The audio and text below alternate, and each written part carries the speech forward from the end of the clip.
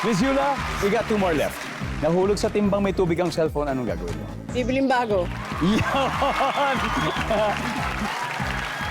Yung sa luma, wala na siguro yun. Mukhang sira na. Bili na lang tayong bago. Survey says? Wala, Miguel. Ano pa kaya? Ano pwedeng gawin? Sa cellphone nahulog sa timbang may tubig. Tapon ko yung tubig. Ay, tapon yung tubig. Para matira yung cellphone, tapos saka gagawin lahat to. Pwede naman. Why not? Di ba? Parang kinuha lang din. Itatapon ng tubig. Oh, wala. Hadel, Gutierrez family.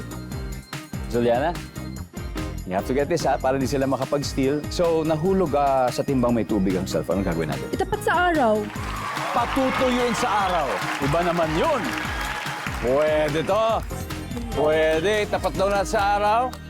Let's go. Let's see. Yes! Great. Stan, one more left. Ano kaya?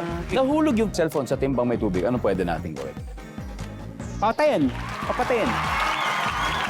Turn off. Turn off yung cellphone, ha? Kasi Shut siguro off. on yun. Kailangan i-off mo ka agad. Oo. Services? Wala.